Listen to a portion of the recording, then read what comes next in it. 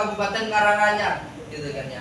Hanya saja ya kita eman-eman gitu kan. Saya juga orang Batu, saya juga memberikan kritik untuk kami yang ada di Batu. Sosialisasi saat itu kami anggap itu kurang maksimal. Loh kenapa? Karena satu desa cuma satu orang. Mulai dikai sangu kan gitu tuh ya, rampung selesai kan gitu kan. Eman-eman banget gitu kan. Seandainya saat itu gitu kan, duit yang ada itu dikasihkan saja kepada Batu Kecamatan, kemudian Batu Kecamatan silakan ngundang sebanyak-banyaknya guru di TPQ di kecamatan itu gitu kan, dan kemudian sosialisasinya itu dimaksimalkan, maka insya Allah itu dengan begitu. Tapi ya gimana lagi kan gitu kan, karena ya memang aturannya sudah begitu gitu. Ya kalau saya sih seneng-seneng aja, kalau saya menjadi tim trainernya kan gitu tuh ya, ya sudah tinggal tanda tangan, boleh kayak sangu rampung. Tapi eman-eman, kenapa? Karena cuma 15 menit maksimal setengah jam gitu kan ya. Jadi belum maksimal gitu kan. Nah, oleh karena itu teman-teman semuanya, kalau Batko itu mampu gitu, membuat sebuah pelatihan, training gitu kan, untuk ustadz-ustazah, guru TPQ, Masya Allah gitu kan.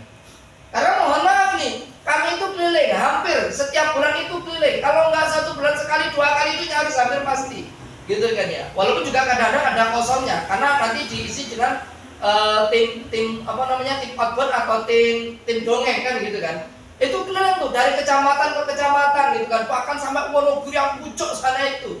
Gak apa-apa, kita datangi untuk apa? Dalam rangka untuk mensosialisasikan yaitu konsep kurikulum TPQ, ada juga yang kaitannya dengan manajemen TPQ, atau bahkan ada juga yang kemudian mintanya khusus, yaitu apa? Metodologi Iqra dan Iqra klasikal, ya kan?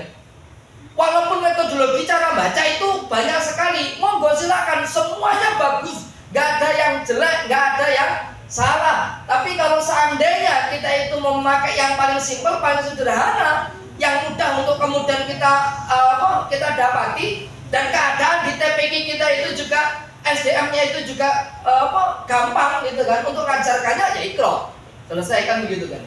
Walaupun ada juga metode-metode yang lainnya, Masya Allah luar biasa. Ada metodologi Umi, ada metodologi Tilawati, ada metodologi Al-Barqi, ada metodologi Qiraati, apa lagi? Haromain, ada kemudian Al-Husna, ada kemudian banyak sekali, apa lagi Ustaz? Sakifa, ya kan? Uskiba, apa lagi? Anaba, ya kan? Anaba Ustaz Abdullah Khair ya? Ustaz Abdullah Khair gitu kan ya. Kalau Sakifa itu Ustaz Martakwin, ya kan? Kita juga belajar itu. Bahkan kami itu di Jogja itu juga belajar metodologi banyak sekali, ya kan? Banyak sekali gitu kan. Hanya saja kan tidak mungkin kita itu harus menerapkan semuanya kan gitu ya. Kenapa? Karena masing-masing metodologi itu punya gaya, punya model, dan punya persyaratan yang memang harus dipenuhi. Kalau kemudian jenengan itu tidak penuhi persyaratan itu, ya mohon maaf pasti tidak akan efektif kan gitu kan ya. Sakifah itu cocok untuk orang dewasa, jangan untuk anak kecil. Karena penulisnya sendiri juga ngerti kok, kami juga belajar langsung benar kepada penulisnya kan gitu kan. Nah kalau metodologi itu kita belajar, kita juga belajar, kita juga menguasai metodologi itu insya Allah kan gitu kan. Baik, sekali lagi, tapi kita tidak bicara itu ya, nanti insyaallah lain waktu. Saya hanya mau pengen tunjukkan bahwasanya begini loh ya, awake dhewe itu jangan pernah merasa cukup dengan apa yang sudah kita miliki hari ini, dan kita itu harus terus semangat untuk mengupgrade diri gitu kan, untuk mengupgrade diri. Kenapa? Karena mohon maaf, guru TPQ itu rata-rata sebagian besarnya itu bukan sarjana pendidikan. Loh ya toh? Wah, guru TPA itu pokoknya gacok gelem aja rampung kan gitu kan ya. Loh, golek sing gelem ya angel apa meneh golek sing pinter kan gitu. Makanya nek jenengan itu arep buka lowongan guru TPQ ora usah kakean syarat, ora usah kakean syaratnya kudu ngene, kudu hafal ngene, alah. Kangelan ya toh ya. Syaratnya siji wae, dibutuhkan guru TPQ, nek perlu ana gajine piro, syarat gelem wis ngono tok rampung. Engko nek karo ngaku baru kemudian di upgrade, ditandani, lo kan gitu toh ya. Sudah begitu saja. Bahkan gitu kan, yang kita optimalkan tuh guru-guru, ya tuh alumni dari anak-anak TPQ kita itu ya, anak-anak SMP, SMA begitu kan ya. Ya apa-apa. Itu apalagi rata-rata TPQ yang sebagaimana dikake Pak Ketua Batu Lawean tadi itu, ya itu apa? Jadi mau guru TPQ ada nanti ujung tombak karo ujung tombol gitu tuh ya. Orang itu gaji malah kemudian nombok lo kan gitu tuh. Ya tapi alhamdulillah itu Masya Allah, Kota Surakarta ini perhatiannya cukup bagus gitu ya. Ada bantuan ini dana yang luar biasa kan gitu kan ya. Ya di beberapa tempat yang lain juga ada, tapi ada juga di beberapa tempat yang lain itu juga tidak optimal. Kenapa? Karena biasanya sing dua-dua ini kan Basnas, ya kan ya? Kalau Basnas itu nggak aktif, Basnas itu nggak orang matching karo Batko LPG yang ngapunten berat. Mengandalkan masjid, oh ya kadang-kadang masjid ada yang care, ada yang tidak. Wah ada juga wong kadang-kadang nih yang menongkai jenenge santri itu ya ningon masjid. Atau rame gojekan sejadah mau madep mulan malah madep ngetan ngono ki disawon ene kan gitu tuh ya. Nah terus anak-anak cilik diseneni ning nggon masjid ya mohon maaf, engko ramene ora ning masjid, ramene ning nggon perapatan. Nek wis ramene ning nggon perapatan sing ramene masjid sapa? Ayo wong tua-tua sing sarep matek-matek iki mau. Akhirnya kan ngono tuh ya. Ya mohon maaf sekali, repot gitu ini gitu. Tapi Masya Allah ada juga taman masjid yang care banget gitu kan. Wes pokoknya semua ditanggung, biaya ditanggung. Tapi yang jenengan harus pahami, TPK itu hanya bisa sukses itu kalau jenengan itu mensinergikan 3 komponen. 1, wali murid dan murid itu sendiri. Yang kedua, guru TPK dan TPK-nya itu sendiri. Yang ketiga, tamir masjid. Dengan begitu, muridnya banyak, gurunya oke, tamirnya orang support. Apa yang kemudian jenengan harus ngajar TPN dengan sorot kelem, dia orang udan, kan gitu kan. Tamirnya semangat 45, biayai, masjidnya dikai fasilitas. Gurunya rano santri ini, lalu ngajari apa? Ngajari jin. Tapi sing oke-oke iki malah ngene iki.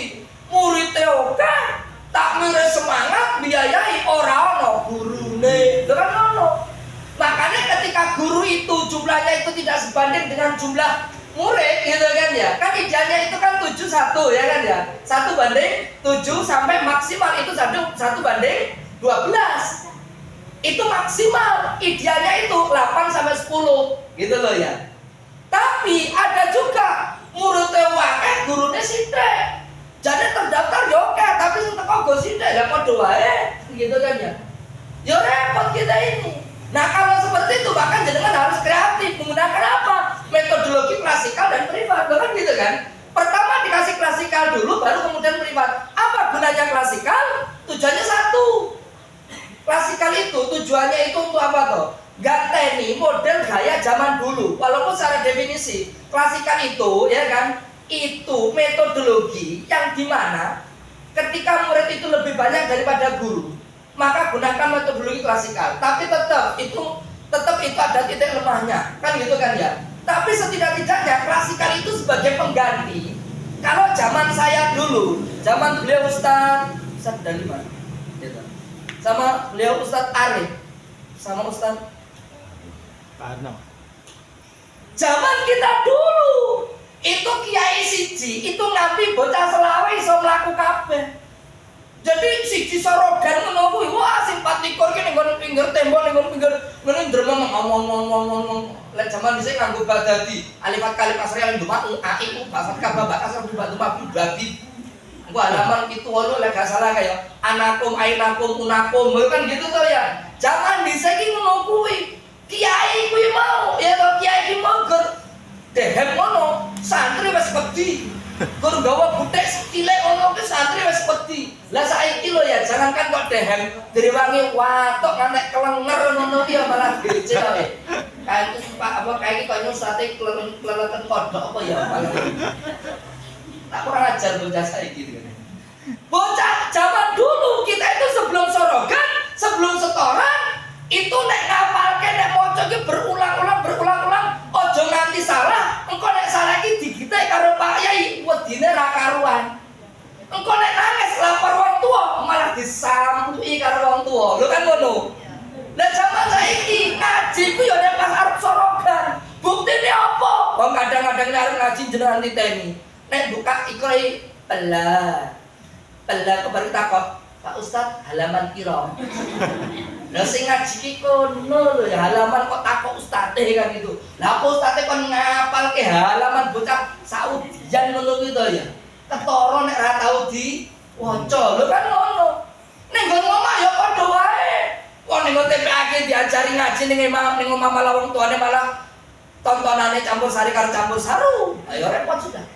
Ra nyambung. Oleh karena itu TPG kita harus kreatif. Waktu yang hanya 1 jam dalam itu pun hanya 3 kali dalam 1 pekan, ya caranya efektif, efisien. Nah itu ada namanya metodologi pengelolaan kelas. Bagaimana menjadikan kelas yang hanya 1 jam itu efektif. Piye tekniknya, piye ini. Nah itu kudu sinau. Kan gitu. Baik, kita tidak bicara itu. Nah sekarang kita akan bicara tentang psikologi. Ini ada 64 slide. Jadi kalau 1 slide itu setengah menit, itu rampung entek. Gitu. Padahal nanti nggak sampai. Nggak apa-apa deh. Saya akan awali dulu dengan 1 hadis yang akan menjadi dasar patokan kita. Inna min atyabi ma akala rajulu min kasbihi wa waladu min kasbi. Sesungguhnya yang paling baik dari makanan seseorang adalah hasil jerih payahnya sendiri, dan anak merupakan hasil jerih payah orang tuanya. Gitu loh ya. Anak itu jerih payah orang tuanya. Maka kalau ini dimaknai secara luas itu begini. Guru TPQ itu pahalanya paling oke kaitannya dengan Quran ketimbang guru tahfidz. Lho kok iso? Saya ini ngurusi pondok tahfidz. Saya tinggalnya nego jero komplek pondok tahfidz. Ngurusi bocah SMP putra putri ini berkiling. Paham? Ya nyona punten. Tidak hanya itu, kita juga ngurus itu. Maka yang kemudian dia sudah dewasa. Walaupun saya nggak ngajar, ngajar aku mungkin dengan ya. Wah, yo bukan guru Quran itu. Yukur dikon bukai, dikon perintisi, yo melu pokoknya melu gawe apik ngono lah sudah gitu kan. Ya mohon maaf tuh ya. Kami paham akan hal itu, metodologi kita juga ngerti. Loh ya kan. Kalau guru tahfidz itu enak, duduk manis, nerimo setoran, nek kira-kira kok ngajine jelek, mundur, kon ngulangi meneh, kon murojaah baru nanti maju. Saiki pertanyaan saya, santri-santri iso ngapal Quran sehari, iso ngapal 1 halaman, 2 halaman, bahkan murojaahnya sampai berjus-jus itu tadi, mocone lancar, sing ngajari ngaji, iso moco lancar ki guru TPA apa guru tahfidz? Guru TPQ. Bukan guru tahfidz. Wah kadang-kadang ki ono lembaga tahfidz lek santrine nek mamane daftar orang iso ngaji malah ditolak. Lho ya to ya. Lho iya sing diterima kok sing lancar tok, ora lancar golek tempat lain. Lho kan ngono. Mergo apa golek penake. Lah kan gitu. Lah kalau jenengan ngajari ngono to ya. Wong kadang-kadang yo ngaji iso lali meneh ngono to ya. Tapi haknya Allah. Kalau jenengan itu lakukan hanya mengharapkan keridhaan Allah. Setiap santri jenengan yang akhirnya ngapal Quran, sing bendino maca lho, sedina lho, murojaah itu 1 juz, 2 juz, 3 juz, itu per hari, dan itu ribuan huruf, haknya Allah. Mereka dapat pahala sebanyak itu dikalikan 10, itu akan dikekne nggone sampean tanpa mengurangi pahala mereka. Makanya guru TPA insya Allah sesuai lebuni surga luwih dhisik ketimbang guru tahfidz. Ya yang mergo guru TPA iki ora digaji ki mulah sih. Lho ya to ya. Ya ora apa-apa. Ora entuk donyane ora apa-apa. Lah sing penting kan entuk akhirate kan ngono to ya. Nah, tapi maksud saya itu pengen tegaskan begini ini. Padha-padha wae dhewe nek kesel, padha-padha wae dhewe ketoke dhuwit, padha-padha nek jenengan tombo. Kan tombo to jenengan. Lah buktine nek ngeterke apa lomba ngono kae. Ya to. Ngono kadang yang njaluk gonceng ustazah, Us, gonceng ya tenang. Sing latih sampean, sing gonceng sampean begitu mulai Us, kayane ning kono ana es cendol enak lho Us. Ya ngerti. Delok esok. Kira-kira sing nukoke mau santrine tuku dhewe apa ustazahe? Ustazahe, ya kuwi mau jung tombak karo jung tombok ya ning kuwi mau. Ya Allah, luar biasa itu. Pahala jenengan itu luar biasa. Quran jadi syafaat nanti untuk kita. Allah Akbar. Baik. Nah, sekarang ya saat yang dimuliakan oleh Allah. Tapi adik kan ngurusi anak kan juga gampang. Bahkan jenengan akan mengenal istilah siklus logika anak nakal. Oke ya, pernah dengar itu ya? Begini. Kenapa kok anak itu dikatakan nakal? Walaupun kalau dalam ilmu psikologi nggak boleh ada namanya anak nakal. Saya belajar pasca sarjana saya itu psikologi walaupun pendidikan, bukan klinis loh ya. Kalau klinis itu lebih bagus, itu kan. Saya pendidikan, psikologi pendidikan. Itu begini. Kenapa kok dalam dunia psikologi itu nggak boleh ada sebutan anak nakal, itu nggak boleh. Karena semua anak itu hakikatnya itu tidak nakal, maka disebut dengan istimewa, kan gitu kan ya. Atau anak yang berkebutuhan khusus, kalau andai kata anak itu mendapati keadaan khusus, kan begitu kan ya. Jadi ada anak istimewa, ada anak berkebutuhan khusus, kan begitu. Jadi nggak ada istilah anak nakal. Lah kalau tuh andai kata menggunakan sebutan anak nakal, kenapa kok anak itu nakal? Gitu. Anak nakal menjadikan orang tua itu murka. Karena orang tua murka, maka Allah murka. Ini pendekatannya itu pendekatan religi kan itu ya. Karena Allah murka, maka keluarga menjadikan tidak berkah. Karena keluarga itu tidak berkah, maka keluarga itu menjadi tidak bahagia. Gara-gara tidak bahagia, anak menjadi nakal. Akhirnya muter begitu terus. Itu yang disebut dengan siklus anak nakal. Tapi anak itu melakukan sesuatu yang mungkin menurut kita itu sehingga kita itu mengatakan dia nakal, itu mohon maaf, belum tentu dia itu nakal sebenarnya, gitu kan ya. Ada anak-anak yang dia itu melakukan sesuatu, yang sesuatu itu menurut kita itu tidak pas, itu tidak benar, bahkan melanggar syariat, tapi bagi seorang anak itu sesuatu yang baik, sesuatu yang memang itu akan baik untuk dirinya. Karena begini, anak itu hakikatnya ketika dia melakukan sesuatu, itu hakikatnya adalah benar menurut dia. Anak itu melakukan apa wujudnya, hakikatnya itu benar menurut dia. Baru dia itu tahu ini benar atau salah ketika ada respon dari luar. Begitu. Makanya kalau anak yang tidak pernah dinasihati, anak yang tidak pernah dimarahi, anak yang tidak pernah dicegah dengan kata jangan, walaupun nanti jenengan akan dapat itu. Seorang psikolog yang mengatakan awake dhewe gak oleh ngomong kata jangan pada anak, kan gitu toh ya. Padahal Quran itu banyak sekali ngomong jangan, kan gitu toh ya. Anak kalau nggak pernah itu dinasihati, nggak pernah itu ditegur, nggak pernah dia itu disalahkan ketika dia melakukan kesalahan, jangan salahkan. Ketika anak dewasa, maka dia punya karakter satu egois, yang kedua menang sendiri, yang ketiga dia merasa dirinya benar dan orang lain yang salah. Kenapa? Karena ketika dia kecil nggak pernah dia itu merasa disalahkan dan dirinya itu nggak pernah salah. Kenapa nggak pernah salah? Karena setiap kali dia melakukan sesuatu, biasanya orang tuanya justru membelok, orang kok kemudian dudukkan aturan yang benar. Makanya wong Jawa kalau istilah begitu bocah cilik kok tiba sing disalahke padha. Pernah kok? Tiba oh padha nakal, tak gebuke kan begitu toh ya, akhirnya digeblok. Wah wes meneng wes iki sak gebuk padha. Mohon maaf, itu ngajari anak untuk apa? Egois. Anak untuk egois. Ngajari anak untuk apa? Menyalahkan orang lain. Tidak kemudian kita itu ngajarkan kepada anak, dia jatuh, bangun nak. Dia nangis, bangun, kamu bisa, kamu bangun. Anak kalau dibegitukan nanti dia akan bangun. Sebenarnya anak itu pada saat dia jatuh, bukan kok kemudian dia itu nangis itu karena sakit, kurang tentu. Iya, oke, dia nangis karena sakit. Tapi dia itu bukan berarti tidak bisa bakat lagi, bisa. Tapi kenapa kok dia itu mau pengen orang lain nolong dia? Karena satu, dia pengen perhatian. Dengan begitu kan? Makanya begini, ada anak yang dia itu kadang mencari perhatian, cuma kadang-kadang cara cari perhatiannya itu yang keliru. Mohon maaf, ini kalau andai kata ada kasus begini, ada santri nih mama, wes pokoknya troublemaker, berkele wes pokoknya, wes cilik matisil ngantutan berkele meneh wes remuk-remukan.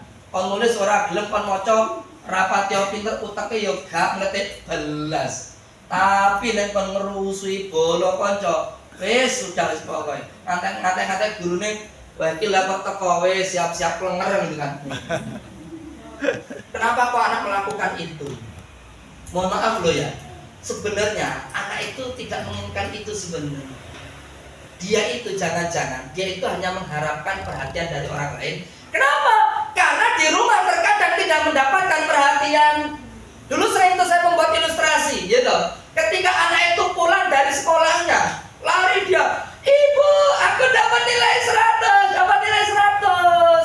Ibunya izin masak nih dapur, izin lagi goreng tempe. Begitu anak bengok-bengok kon coba bau wanten, sewenang arep butone nilai mau rasa bengak-bengok, ibumu lagi goreng tutuk sotel wengo. Kira-kira anak jadi deket ibunya enggak? Jadi tutup nilai 100-nya enggak? Enggak jadi.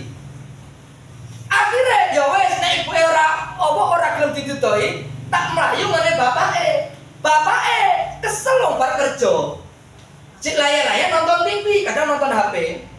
Bunga-bunga, bapak aku itu rasa bunga-bunga. Bapakmu kesel bar gawe. Menang. Kira-kira situ enggak dudone iki mau. Mohon maaf enggak jadi. Lah terus akhirnya piye? Dia itu butuh perhatian dari orang tua. Sebenarnya yang diinginkan oleh seorang anak itu simpel saja kok. Hanya satu kata saja.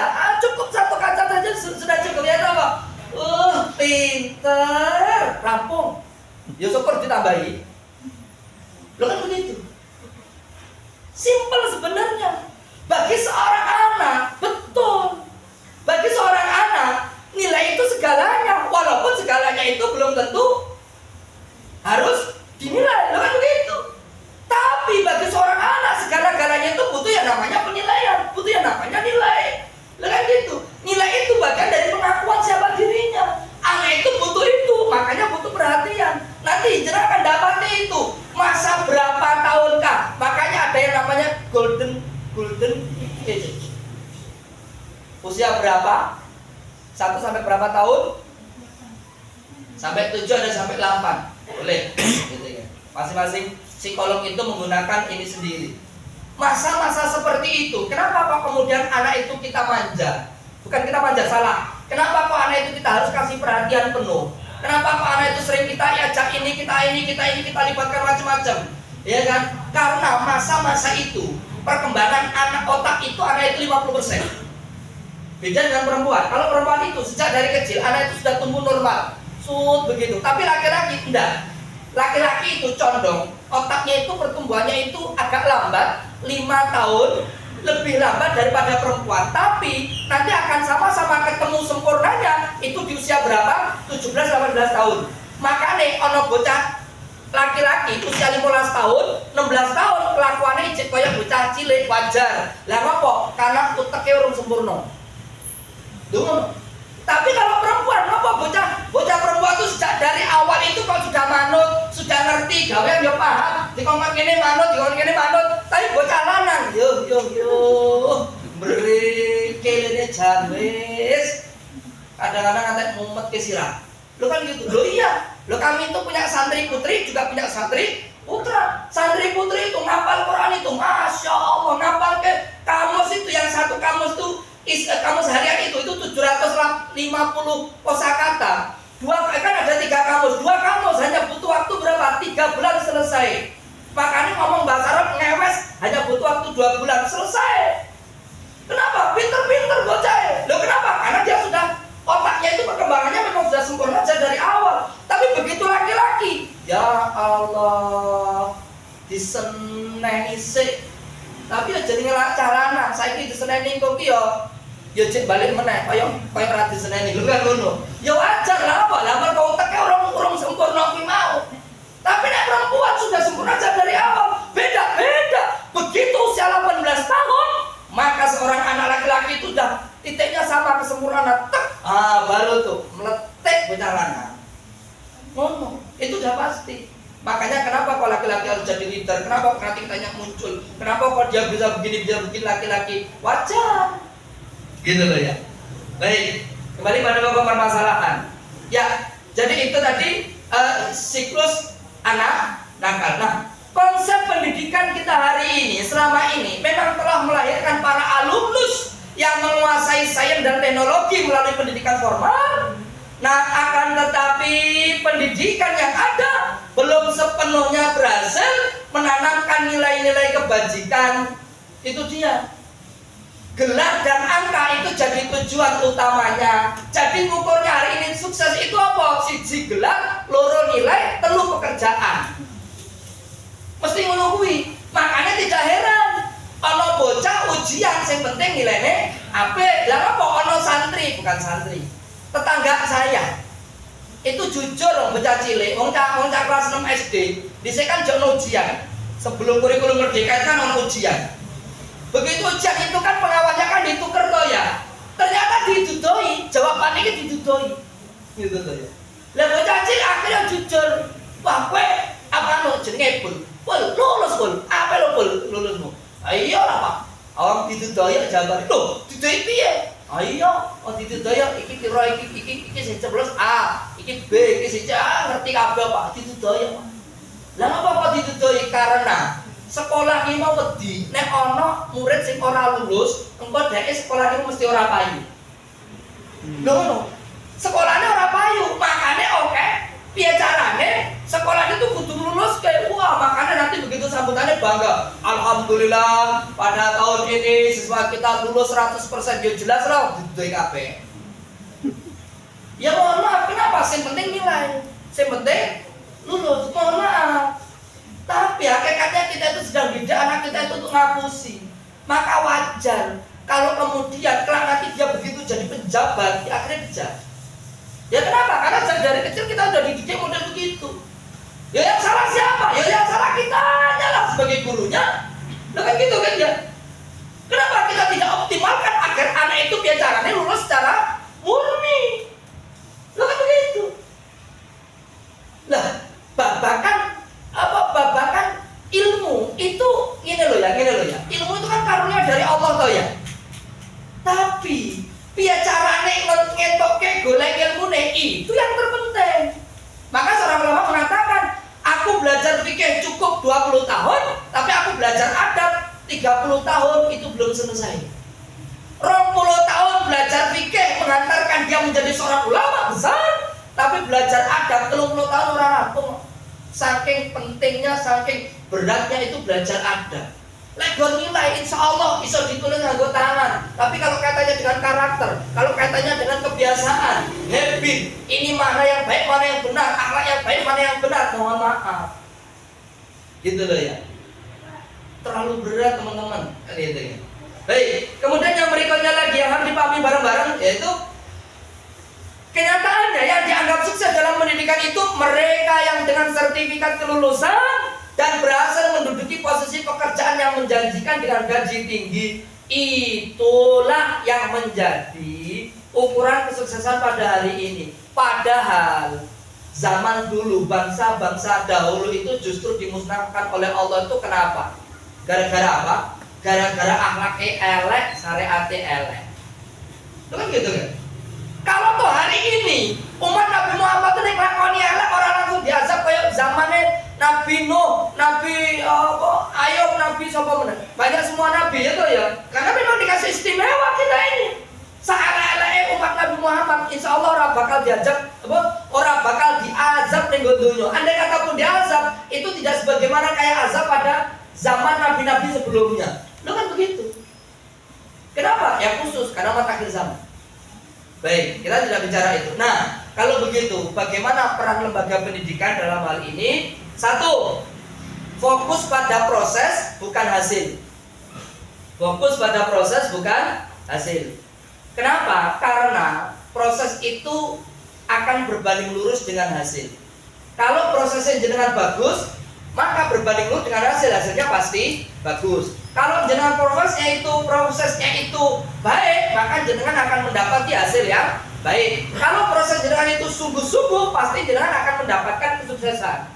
Maka sekali lagi, usaha tidak akan mengkhianati hasil, dan proses itu berbanding lurus dengan hasil. Kita tidak dituntut hasil, iya, tapi kita itu hanya dituntut proses. Karena hasil itu milik hak prerogatif Allah. Begitu cara menundukkan kita. Jadi fokus pada proses bukan hasil. Insya Allah pokoknya prosesnya apa? Insya Allah nanti baik. Makanya sering saya katakan, podo-podo sampai itu ngajar, keselnya podo, capeknya podo, mangkele yo podo, apa meneh? Ngentokke duitnya yo podo, ya kan? Ngentokke tenagane yo podo, ngopo kawet dhewe orang ngelola TPA itu secara sungguh-sungguh.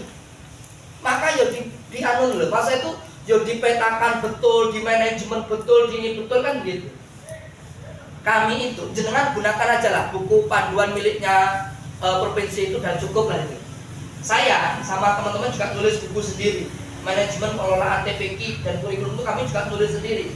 Karena itu hasil kami dulu waktu dididik di Jogja. Kami juga belajar dengan teman-teman di AMM, lama di sana juga. Akhirnya pindah ke Solo itu terus nulis buku itu, buku manajemen Taman Pendidikan Al-Quran dan kurikulum gitu kan. Tapi versi yang sesuai dengan penelitian kita. Sampai segitunya dalam rangka apa? Dalam rangka untuk menjadikan TPQ kita itu biar bagus. Cuma itu sajalah gitu kan. Yang kedua, fokus pada kelebihan bukan kekurangan. Setiap anak itu punya kelebihan, walaupun setiap anak punya kekurangan. Tapi kalau kemudian kita fokus pada kekurangan sehingga kita mengabaikan kelebihan, rugi kita. Gitu loh ya. Maka fokus pada kelebihan. Kelebihan anak ini apa? Maka itu yang dioptimalkan. Gak usah bicara kekurangannya. Kekurangannya betul harus kita tutupi. Tetapi kita mengoptimalkan kelebihan dia itu lebih bagus. Gitu. Baik. Yang nomor ketiga, posisikan. Pasti yang namanya anak itu punya titik buta atau apa? Blind spot. Bahasa Inggrisnya biasa. Blind, betul ya? Blind spot. Maksud saya itu begini loh ya. Kenapa kok anak itu butuh yang namanya orang lain? Kenapa kok butuh seorang pendidik ini? Jangankan kok anak ya, awake dewe itu loh ya. Awake dewe itu juga butuh orang lain.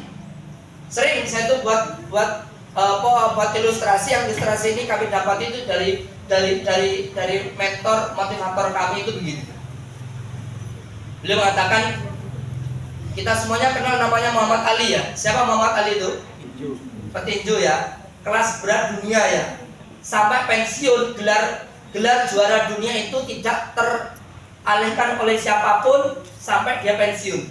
Kan biasanya sebelum pensiun itu sudah diambil oleh orang lain. Itu gelar juara dunia itu bisa jadi begitu, berpindah-pindah sampai dia pensiun. Ini Muhammad Ali sampai pensiun, gelar juara dunia itu masih ada di sabuknya dia, masih ada di dia. Tapi yang namanya Muhammad Ali itu sehebat-hebatnya Muhammad Ali, juara dunia, itu masih butuh yang namanya dunde. Siapa dunde itu? Pelatihnya. Padahal saya yakin seyakin-yakinnya, seandainya dunde dengan Muhammad Ali itu didu dengan ring tinju, saya masih yakin menang Muhammad Ali. Tapi ngapa kok Muhammad Ali masih butuh dunde? Karena Muhammad Ali itu sadar pasti ada titik buta, ada titik yang dimana dia tidak tahu kelemahan dirinya sendiri. Loh iya, jangankan kok itu, Allah tuh ternyata memberikan logika yang menarik sekali. Ada bagian tubuh kita itu, seumur hidup kita itu nggak pernah mungkin untuk bisa melihat secara langsung, walaupun posisinya itu nggak sampai sejengkal. Mata kita ini nggak bisa melihat bagian indera kita itu yang melihatnya secara langsung, walaupun paling pendek, paling dekat dengan mata. Apa itu? Telinga. Pernah sampai ndelok telinga langsung? Gak iso.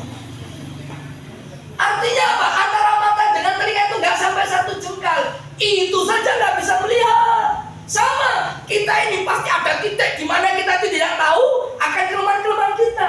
Nah, orang yang hebat itu orang yang ia menyadari akan kelemahannya dan dia itu menutupi kelemahannya dengan cara apa? Mencari kekurangan diri itu dari orang lain. Karena orang lain itu biasa jadi ketika menilai seseorang itu objektif. Nah, ada yang menilai diri sendiri pasti subjektif. Apa pernah kita itu mengatakan diri kita jelek? Enggak. Jadi orang ganteng nanti tetap ngomongnya aku ganteng. Ada gitu ya? Ya nggak punten. Irungnya umpama irungku pesek, aku yang ngomong mancung loh, ngono loh. Loh iya. Tapi untuk bisa menilai saya ini ada titik lemahnya, saya itu punya kekurangan. Dari mana saya tahu ini lemah, ini kurang? Ketika ini saya itu dinilai oleh orang lain. Makanya terkadang kritikan itu jauh lebih berharga daripada pujian. Maka pepatah mengatakan kritikan kan kumasukkan ke peti emas, sedangkan sanjungan aku akan masukkan ke kotak sampah. Maksudnya apa? Terkadang kritikan itu amat sangat berharga. Kenapa? Akan menjadikan diri kita itu nanti jadi orang yang lebih hebat. Jadi apa? Menjadi orang yang lebih hebat karena asbab kita itu dikritik oleh orang lain. Loh kan begitu. Seorang nahkoda hebat terkadang justru harus dilahirkan dari ombak yang besar, bukan ombak yang kecil. Begitu kan? Kita itu menjadi hebat terkadang gara-gara apa? Gara-gara kita itu dikritik oleh orang. Yang orang itu mungkin ngomong kepada kita menyakitkan. Kekurangan kita dibuka, kelemahan kita itu dibuka, dan itu kita dihabisi, dikritiki. Ya gak apa-apa. Kenapa? Dengan itu kita itu nanti akan jadi orang yang hebat, orang yang tahu di mana titik lemah kita, titik salah kita, titik kekalahan kita, sehingga apa? Sehingga kita nanti jadi kuat karena kita tahu titik lemah kita. Kita menjadi sempurna karena tahu di mana titik lemah kita, dan kita menjadi hebat karena kita tahu titik di mana kekurangan kita. Loh kan begitu. Bisa dimaklumi ya? Maka sekali lagi peran TPQ itu kepada anak didik kita yaitu apa? Sekali lagi, yaitu anak didik kita itu pasti ada titik buta di mana anak kita itu tidak tahu siapa dirinya, maka butuh yang namanya jenengan, ustadz atau ustazahnya. Jadi kalau ada santri itu, mohon maaf nih mudoroso, curhat, aja disalahno. Loh ya, kami punya pengalaman, saya pernah jadi ketua TPQ itu bukan cuma 1, 2, 3 tempat, ya toh, berkali-kali jadi ketua TPQ. Ada guru kita ustazah itu diwaduli, dicurhati kalau santri. Redaksi tak bebaskan saja, kan beliau cerita gitu. Ustazah, tahu nggak? Ya Allah, ibu saya toh tadi itu toh kepalanya itu dijentus-jentus kayak bapak aku loh nih tembok. Bayangkan. Astagfirullah. Mohon maaf, yang salah siapa kalau begitu? Orang tuanya kan? Untung anak ini ceritanya itu langsung kepada ustazahnya. Jadi ustazahnya itu mampu, ya kan, untuk kemudian mengendalikan emosi, dalam artian itu pemahaman emosi dia, sehingga dia itu memaknai keadaan itu tidak negatif. Kenapa? Karena kalau begitu terus-terusan, oh hati-hati, anak ini nanti akan menjadi orang yang benci dengan laki-laki. Karena ada anak itu, seorang anak begitu dia mendekati dewasa, itu benci dengan laki-laki gara-gara apa? Dulu dia sering melihat ibunya itu di KDRT, ya toh, sering dikasari oleh bapaknya. Jadi dia itu lihat laki-laki bencinya setengah mati. Mohon maaf. Makanya akhirnya begitu kita dengar begitu itu, oh, wali murid kita kumpulkan, kita kasih ada namanya parenting. Akhirnya setiap 1 bulan sekali ada kajian orang tua. Tapi kajian orang tua itu lihat diundang yuk kadang ratau teko. Akhirnya kami pakai coro. Akhirnya corone piye? Wes, begitu undang pertama, aku wali santri kudune 50 sing teko 10. Mulai teko wis setengah 6 kan karo bar kan. Ya Allah, ya Allah. Wes, saking angele to sesuk ngene. Ngomong karo santri. Nduk, Le, sesuk bapakmu kon teko, nek ora ibumu kon teko. Oh, delok to absensi lho, absensi. Bapakmu ora teko to, ibumu ya ora teko, iki ora teko. Ya nek ra iso bapak ibumu, mbahmu kon teko. Ngono asur. Lho telane iki ora teko. Wah, kosong nih absensi bapakmu kosong to. Kosong. Akhirnya anake kan marah-marah to karo boy. Oh, ibu ora teko, aku di ustazah. Ya, akhirnya kan gitu to. Kepaksa dek teko, ya ora apa-apa, mendingan terpaksa ketimbang ikhlas tapi ra gelem teko. Gitu kan. Baru kemudian kita dudukkan. Maksud kita apa akhirnya kan, ibu-ibu, bapak-bapak. Kalau jenengan itu punya masalah, wajar. Setiap orang pasti punya masalah dengan keluarga. Wajar. Tapi jangan menunjukkan, ya toh, ketika kita itu sedang ada masalah itu kepada anak-anak kita. Kenapa? Kasihan anak-anak kita nanti jadi korban. Mana lo? Lo ya kan? Anak-anak kita jadi korban. Lah terus dia Pak Ustaz, ya gampang. Nek pas padu kok anak kita janjian gencatan senjata sih. Bisiki, kok balik padu bener ya? Yo, belum kira-kira mau lagi. Enggak, saya mau pengen, maksud saya itu begini loh ya, begini loh. Terkadang gitu ya, terkadang ketika ada anak itu sedang curhat nyampaikan apa yang ada pada dirinya, maka justru alhamdulillah ketika itu nyampaikannya kepada ustadz atau ustazahnya. Jadi nek ono santri kok kemudian mudoroso ojo disalah, tanggapi dengan baik. Nomor berikutnya, tidak membebani dengan nilai. Walaupun kemarin sudah saya katakan ya, bagi anak nilai itu segala-galanya. Walaupun segala-galanya belum tentu harus nilai.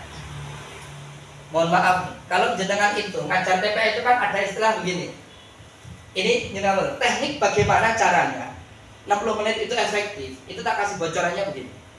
Saat sudah klasikal semuanya selesai, gitu kan? Kan anak sudah semuanya tuh ya. Waktu ini ngaji begini. Baik santri anak-anak semuanya, ya bukunya dibuka, pensil penanya diletakkan di atas, ikramnya sudah disiapkan semuanya.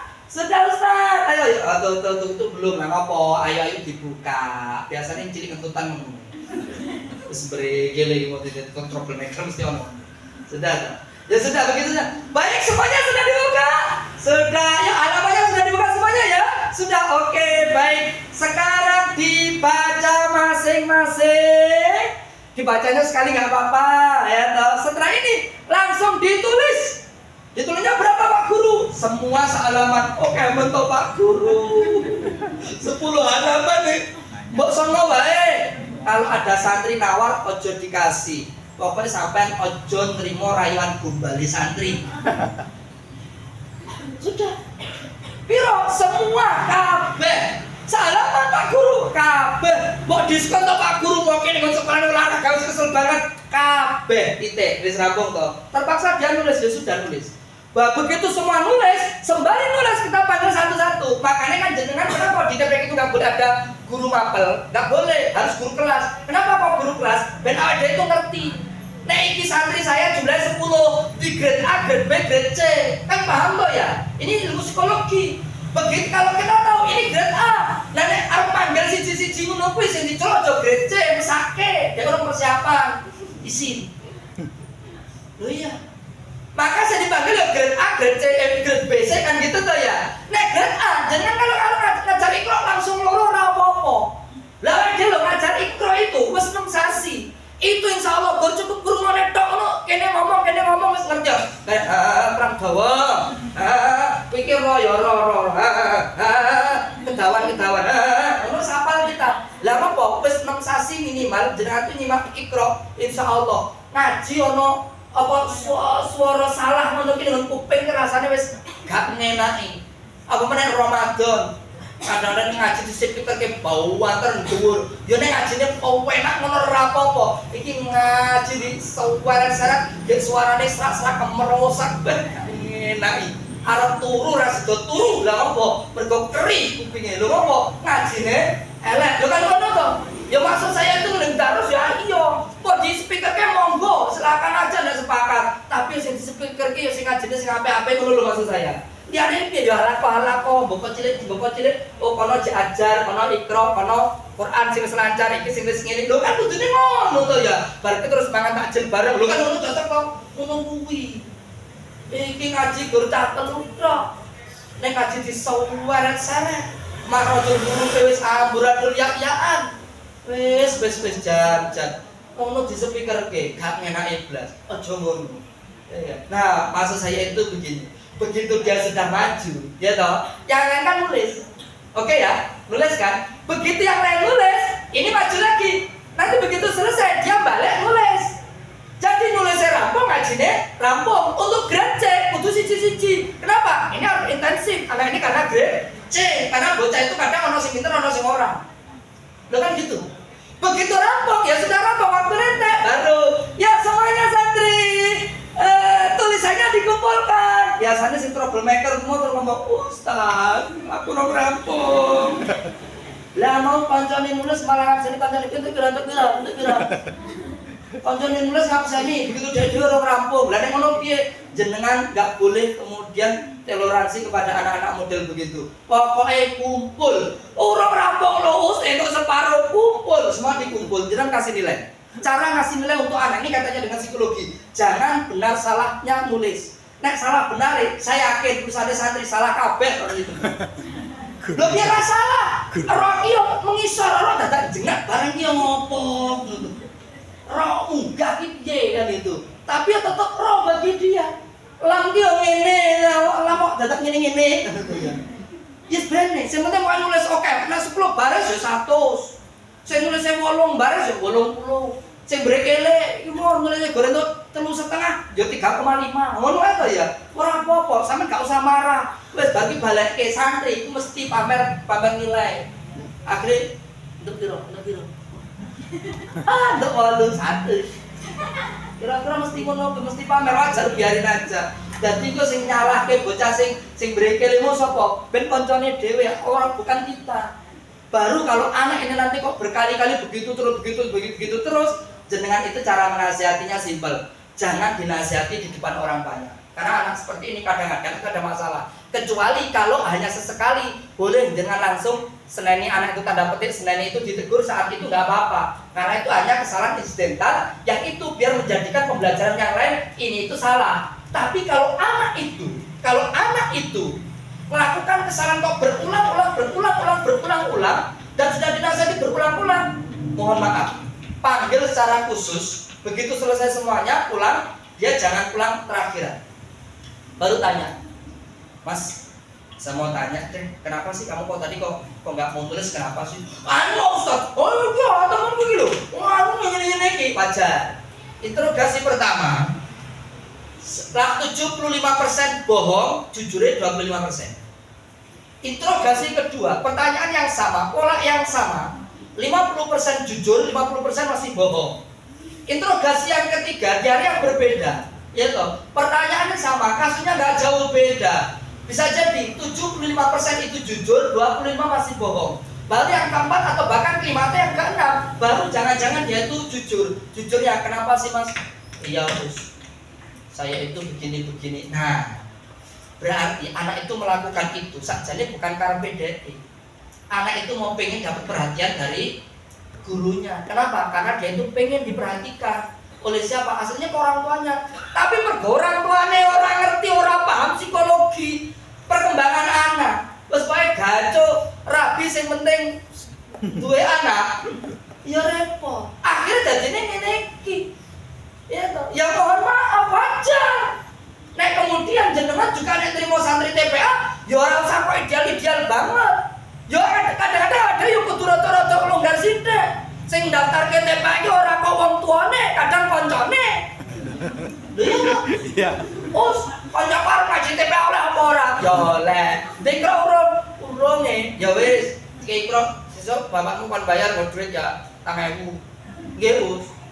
Ya wajar. Lah kok ya bapak jenengmu sapa? Tony? Ayo wis. Nama lengkap yo mbok, anu yo mbok. Wis gitu to ya. Just gak apa-apa. Baru nanti pelan tapi pasti ada pembinaan yang namanya parenting untuk wali murid. Yang itu 1 bulan sekali tadi. Caranya nek gak gelem teko ya sing diseneni anak iku mau. Mbokmu ki ra teko lho iki. Oh mosok mbokmu absene kosong. Kok bener diseneni karo anake dhewe. Ngono. Akhire padha tekoke. Lho kan gitu tuh. Ya Allah. Baik. Karek 4 menit. Lanjut. Lanjut lagi ya. Baru 4. Yang berikutnya, bangun kepercayaan diri pada Anda. Kepercayaan itu mampu mengalahkan kebodohan. Gitu kan ya. Terkadang kepercayaan itu mampu mengalahkan kebodohan. Makanya kenapa jenengan itu dipercaya oleh orang? Karena orang itu tahu jenengan itu pasti bisa. Padahal masih banyak orang yang lebih bisa daripada jenengan. Gitu loh ya. Jadi kalau ada orang itu mempercayai kita, ya toh, bukan berarti kita itu orang pinter, bukan kita orang pinter. Makanya ada istilah, apa bedanya orang bisa dengan orang tidak bisa? Pernah dengar kalimat ini ya? Ini kan biasanya diajarkan oleh para trainer motivator. Apa bedanya orang bisa dengan orang tidak bisa? Cung, sing saya itu door press, hadiah, serius. Tapi apa Pak? Nah, sing saya jawab, Cung, 1 kata saja. Apa bedanya orang bisa dengan orang tidak bisa? Acung. Serius? Tidak ada. Acung dulu. Gak apa-apa. Tidak. Salah gak apa-apa. Kata tidak. Hanya 1 kata saja. Apa Mi? Tidak. Belum. 1 kata saja. Tidak. Belum. Paham belum? 1 kata saja. Apa bedanya orang bisa dengan orang tidak bisa? Niat. Belum. Tak kasih kisi-kisinya. Huruf awalnya B. Berani. Salah. Berani. Berusaha belum. Ayo B. Belajar belum, berani belum. Usaha belum. Ya wes lah, dengar berproses buat saya aja lah. Bedanya orang yang bisa dengan orang yang tidak bisa adalah biasa. Biasa apa maksudnya? Loh, yang ngapunten. Saya ngomong di depan orang banyak begini ini. Jangankan kok cuma 1 jam. Lah kok 3 jam ya. Sing kelengar malah sampean sing ngomong. Insyaallah saya kuat. Bukan gitu tuh ya. Loh kenapa kok begitu? Ya yang ngapunten. Karena kita itu sejak dari dulu itu sudah terbiasa ngomong di depan orang banyak gitu loh ya. ngomong di depan orang sedikit, orang banyak, orang 1000 orang biasa saja, karena sudah biasa. Jadi seolah-olah menjadi orang yang bisa, padahal hanya karena biasa. Logikanya simpel. Dulu waktu pertama kali pengalaman jadi khotib Jumat, waktu jadi mahasiswa karena marbot kepepet, dari Imam Masjid apa khotib iki yo izin kok dadakan. Ora ono sing ganteni, akhirnya marbot sing kon ganteni. Ya Allah, tak woco iki lho. Ngetek kelenger mingir. Dihafal ki kowe iku ben ora ndredeg. Begitu munggah mimbar ki ndelokke jamaah ngono. Mabak jur. Delok itu ndi moko ira kabeh. Mah begitu tak hafal ki ndredeg kenusulan itu kan ya. Makanya orang khotib kok juga dulu ketara gitu, mesti khotibin ndredeg pemantan ndredeg.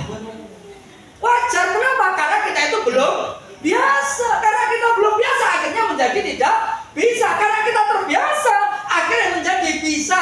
Nah, untuk menjadi bisa, itu harus ada 2 syarat.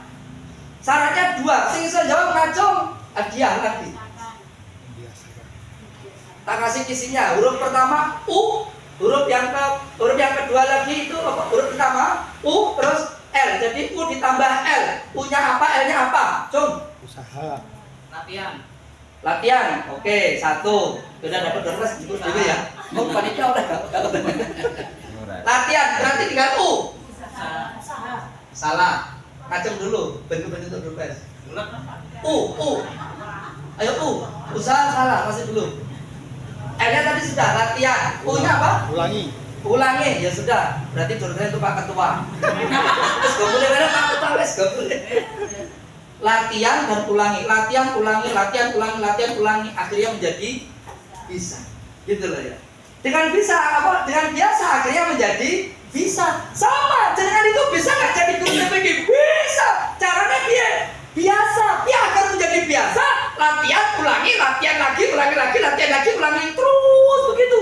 Lama-lama akan menjadi biasa. Dengan biasa itu akhirnya menjadi bisa. Itu loh bedanya orang bisa dengan orang yang tidak bisa. Jangan bisa nggak ngomong di depan orang banyak itu orang nervous, orang deg-deg ngomong mau sampai sajam orang mandek-mandek, orang jam orang mandek-mandek. Bisa. Caranya gimana? Latihan, ulangi, lama-lama akan menjadi biasa. Dengan biasa maka akan menjadi bisa. Itu loh bedanya. Simple. Gitu. Baik. Kembali kepada pokok permasalahan teman-teman semua. Nah, bangun kepercayaan diri pada anak. Kenapa? Kepercayaan akan mengalahkan kebodohan. Jenengan itu bukan orang yang pintar, iya. Tapi karena orang itu percaya, maka kepercayaan itu akan mengalahkan kebodohan kita. Kan gitu kan? Baik, yang berikutnya itu apa? Siapkan mental untuk terus berubah. Jadi menjadi mental pemenang, jangan mental pecundang. Apa bedanya mental pemenang dengan mental pecundang? Mental pemenang itu musuhnya kaya apa wae, waktune lawan ya lawan, gelut ya gelut. Urusan kalah urusan buri, sebenarnya aku nglawan sih. Tapi kalau mental pecundang, ngerti lah kok musuhnya kawake kok keker banget. Gelar juarane kok wis akeh banget. Bayu aku lek tarung malah bengep wis kalah, bonyok kabeh ndasku ngono to ya. Kelenger wis mendingan aku tak ngalah padha-padha bonyoke. Mohon maaf kalau ini mental pecundang. Iya. Jadi mental pemenang dengan mental pecundang itu beda. Baik, jenengan tahu pandai besi ya? Oke ya, ini sebuah ilustrasi yang menarik untuk saya dari guru saya. Sama-sama besinya. Kalau itu dibakar 1 jam dituduk-tuduk, 1 jam dituduk-tuduk, paling pol jadinya itu golok. Regane golok piro? 1.000. Tapi kalau itu dibakar lagi, dipukul lagi, mungkin sampai sehari 2 hari, maka nanti jadinya apa? Pedang. Kan gitu loh ya. Katana yang harganya berapa? Ratusan juta, bahkan sampai puluhan juta, bahkan ada yang miliaran. Wesine podo, tapi bakare suwene karo nek nutuke beda, hasilnya juga beda. Maka semakin kita itu, bahasa yang lain ini, semakin kita itu ditempa, dibakar lagi, dipukul lagi, terus begitu. Maka nanti kita itu akan menjadi orang yang hebat, orang yang kuat, orang yang mampu untuk mampu menyelesaikan masalah. Bukan cuma hanya sekadar orang yang hanya mampu menjawab soal, tapi orang yang mampu menjawab persoalan. Begitu. Maka kembali pada pepatah di awal tadi. Nahkoda hebat tidak dilahirkan dari ombak yang tenang, Tapi nakoda hebat itu justru dilahirkan dari ombak yang besar, yang dahsyat. Karena dia dahsyat, akhirnya banyak pengalaman. Tapi kemudian nakoda kau megot, kalah wah, kak boys lah. Ngono ngaku jadi nakoda hebat, ora iso kan gitu toh ya. Tapi kira-kira ada wis arep melewati lawang itu loh, pelawangan ya istilah ya. Kalau nelayan itu kan pelawangan ombaknya kan besar toh. Dia sampai setengah jam itu baru bisa nembus ombak yang tinggi. Wah, hebat itu. Baik, terakhir sebagai penutup.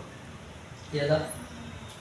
Yang berikutnya adalah fokus pada solusi bukan kebenaran, fokus pada pembiasaan dan kemudian kasih motivasi dan menghargai.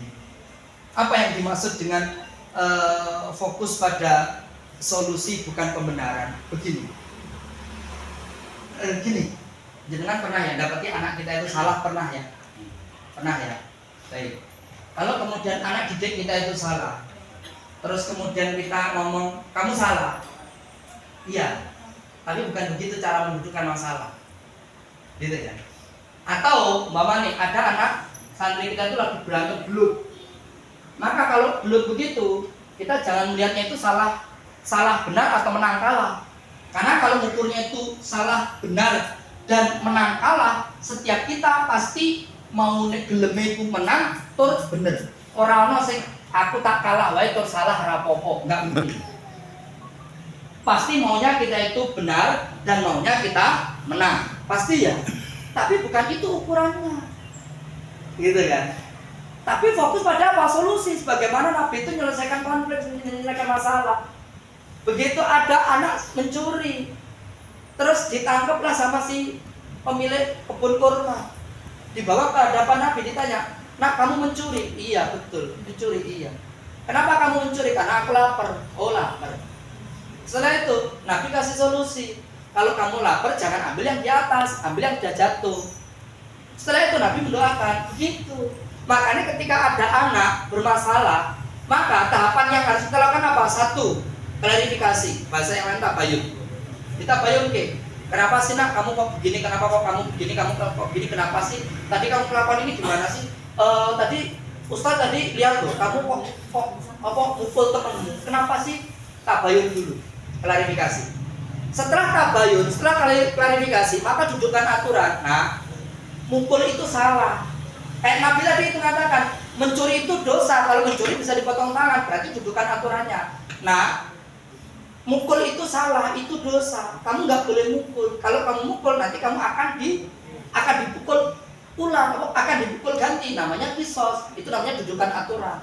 Setelah didudukan aturan, ngerti aturan yang ini, aturan syaratnya ngerti, baru kemudian cari solusi. Nah, kalau kamu itu disalahi oleh temanmu, ya toh, kamu lihat dulu, ya toh, kamu jangan langsung balas. Kalau kamu langsung balas, apa bedanya kamu dengan dia? Dia setan, kamu nanti juga jadi setan, begitu. Jadi cari solusi. Terus solusinya gimana? Begini, kalau kamu dipukul, kamu jangan langsung balas. Kamu laporkan kepada ustadz. Nanti ustadz yang akan menyelesaikan. Lo kan begitu. Yo saya kan dipukul, saya sakit. Ya nanti ustadz akan kasih solusi agar kamu juga agar tidak sakit. Bagaimana caranya? Bisa jadi kisos yang sama. Tapi kan dalam rangka harus ngerti ilmu, ngerti cara dudukan aturannya. Lo kan begitu. Kalau orang mencuri, langsung Nabi dikasih solusi. Solusinya yaitu apa? Kamu jangan ambil yang di atas, ambil yang di bawah. Kenapa? Karena kalau udah jatuh itu hukumnya jadi halal. Kalau yang masih di atas itu masih haram. Begitu, itu namanya solusi. Baru setelah itu kita doakan, anak-anak kita doakan. Itu loh cara menyelesaikan masalah. Maka fokus pada solusi, bukan masalah benar atau salahnya. Gitu.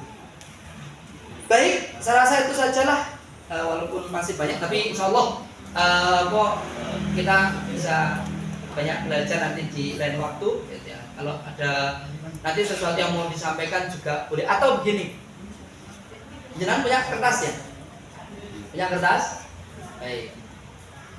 Jenengan tulis satu saja masalah, tapi yang kaitannya dengan psikologi anak. Kaitannya dengan anak ya, ditulis ya. Nanti kertasnya pojok saja terus dipotong aja, nggak apa-apa kan?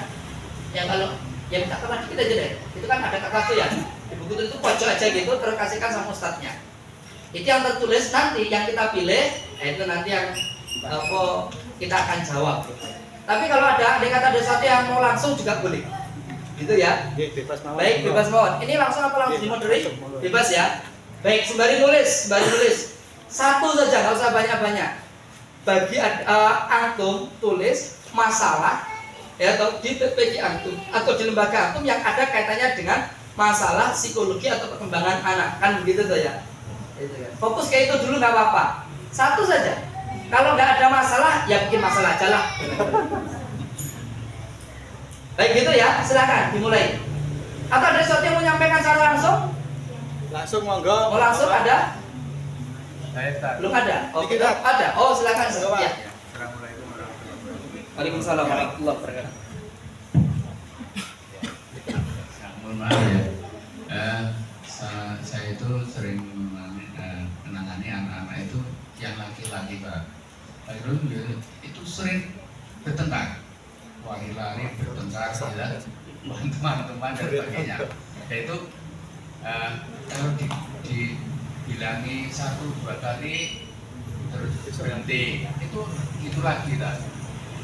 Itu lagi kan udah dia merasa itu pelajaran sudah selesai kan, tunggu yang lain itu. Nah, itu terus itu tiap hari begitu. Orangnya sama, Pak. Iya, Sama. anaknya itu. Jadi paling bandel itu, Pak. Nah, bagaimana menyelesaikan masalah itu? Oke, baik. Makasih. Baik. Ada lagi mungkin yang langsung 1, 2, 3. Gak apa-apa Ustaz ya. Ini ya boleh 1, 2, 3. Ya silakan. Assalamualaikum warahmatullahi wabarakatuh. Sebentar saya tulis. Waalaikumsalam.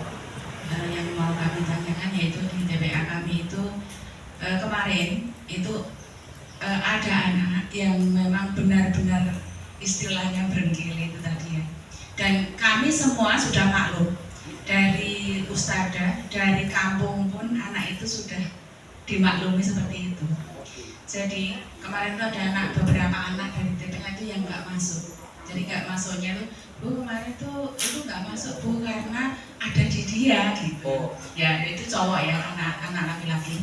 Kemudian sebenarnya dari solusi sudah, misalkan ada dikasih apa ya, diberi tahu, dikasih nasihat, jangan seperti itu. Tapi kalau ada anak itu banyak yang menyingkiri gitu, menghindari supaya untuk sebaiknya kelanjutannya seperti apa, mohon penjelasan maksudnya. Lanjutkan dulu yang nomor yang depan dulu. Nah, depan apa? Bismillahirrahmanirrahim. Terima kasih Ustadz untuk kesempatannya. Izin bertanya Ustadz. Jadi di TPA kami itu ada beberapa santri yang memang dikatakan mereka itu spesialis. Ada 3 kayak speed delay, terusan dia juga sulit fokus sama hiperaktif. Jadi gimana kita sebagai asatid cara menghadapi psikologi anak-anak spesial? Begitu Ustaz, terima kasih. Baik, yang terakhir tadi monggo silakan.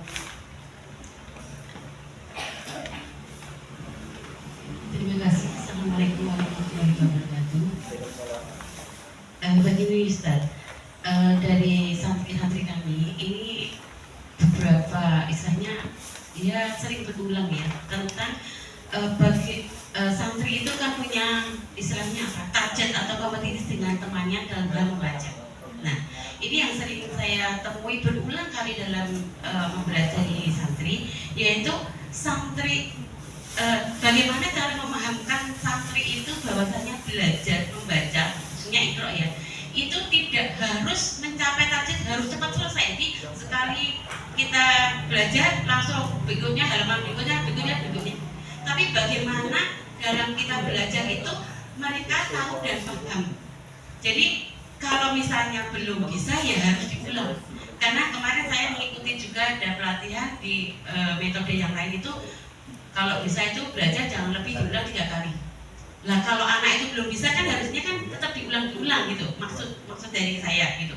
Tapi ada anak itu yang maaf katakanlah dia tidak sesuai dengan targetnya dan temannya sudah melampaui targetnya, dia istilahnya dalam catatan prestasinya itu diulang sampai ditipu Jadi mungkin nanti Ustadz yang mengajarkan lain waktunya melihat kok tidak ada pengulangan, berarti dilanjutkan gitu. Sampai maaf katakan tanda kutip pokilnya anak itu tidak mau diulang jadi ditipu. Atau mungkin kalau datang bilang kartu prestasinya ketinggalan gitu. Nah itu bagaimana cara memahamkan santri untuk mengetahui bagaimana dia harus paham dan tahu dalam hal belajar. Jadi kalau tidak bisa ya harus diulang gitu. Dan juga maaf, ini berkaitan juga dengan ustazah atau pengajarnya juga. Terkadang maaf, dan kami masing-masing kan berbeda konsep pembelajar ya. Jadi kalau anak udah bisa ya udah lanjut gitu aja ya. Tapi bagi saya maaf katakanlah, anak itu harus betul-betul menguasai, khususnya kalau jilid 1, 2 ya itu dari huruf asli dan kemudian penyambungan itu harus paham betul. Jadi nanti kalau paham jilid selanjutnya dia akan lebih mudah. Itu saya. Tapi kan masing-masing ustadz punya prinsip beda. Nah itu bagaimana juga memahamkan ya. Dan ini berkaitan juga dengan nanti kan pemahaman orang tua. Kalau anaknya diulang-ulang terus, mereka lapor kepada orang tua, anak juga protes gitu. Terus dia merasa TPA itu mudah-mudah gitu. Nah ini kan berkaitan terus. Nah itu yang ingin kami tanyakan Ustaz. Terima kasih. Mohon maaf. Assalamualaikum warahmatullahi wabarakatuh. Ini pertanyaannya gampang tapi jawabnya susah ya. Sila-sila Pak.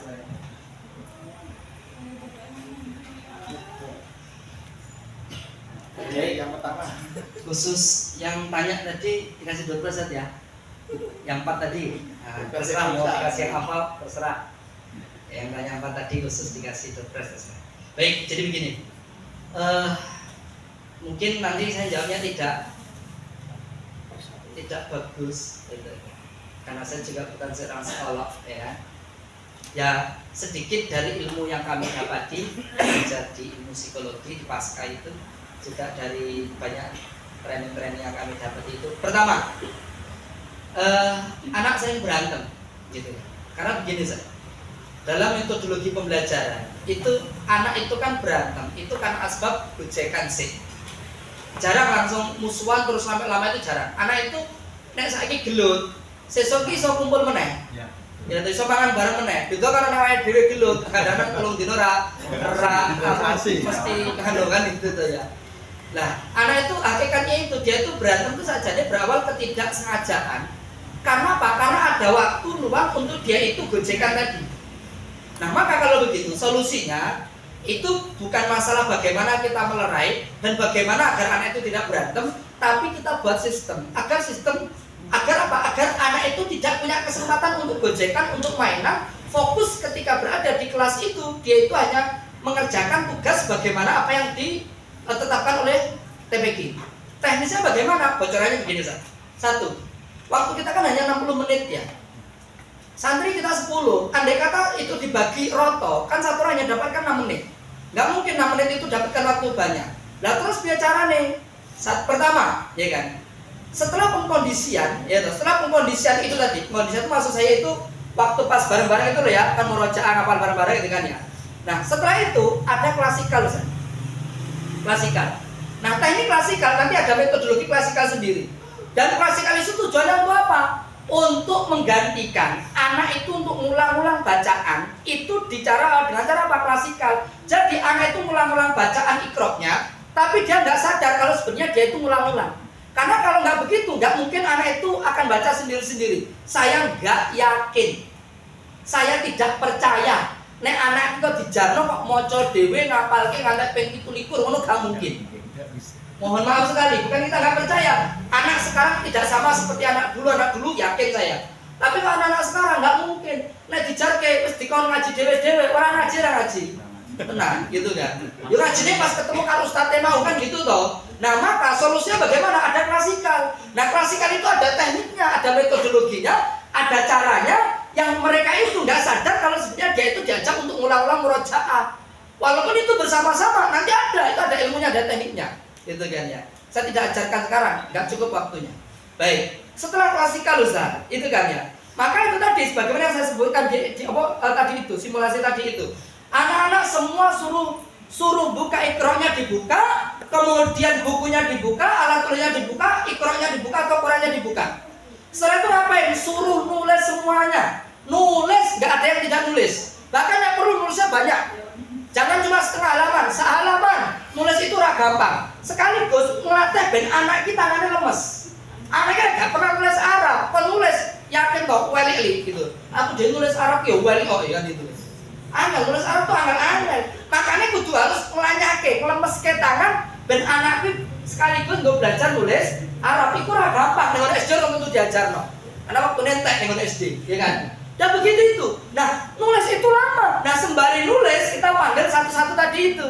Atau dua-dua untuk anak yang grade A. Grade A itu yang pintar-pintar atau grade B tadi itu. Itu loro-loro nggak apa-apa. Tapi khusus grade C yang anak butuh perhatian khusus, satu orang satu. Insya Allah nulisnya rampung, ya kalau nulisnya rampung, bacanya rampung. Nah, yang serampung kan dikumpul, ya kan ya. Berarti terus dinilai. Dinilai kan materi kan tidak hanya Iqra saja. Biasanya satu hari itu 2. Contoh di kurikulum jenengan jadwal pelajaran di santri itu, umpamanya 1 Iqra, yang kedua itu hafalan surat pendek. Besoknya Iqra, hafalan doa. Besoknya lagi Iqra, hafalan bacaan sholat, kan begitu tuh ya, atau PAI kan gitu tuh ya. Lah kan itu kan nanti teknik cara penyampaian kita. Walaupun belajarnya umpamanya Iqra sama doa mau makan. Selain ngapalkan itu makan, kita ajarkan adab-adab makan, bagaimana tentang makanan, nggak boleh buang ini, nggak boleh buang itu. Di situ itu tujuan kita itu ajarkannya ilmunya itu di situ itu. Lah itu kapan waktunya? Mungkin barang 15 menit di akhir. Ya kan? Karena kalau hitung-hitungan klasikal pengkondisian itu 5 menit. Klasikal itu 15 menit, sudah berapa? 25 menit. 25 menit berikutnya yaitu itu tadi, sorogan tadi itu, baca satu-satu. Oke ya? Dia nulis, yang lain dipanggil. Begitu selesai dia nulis lagi. Berarti nggak ada kesempatan untuk dia itu bermain-main.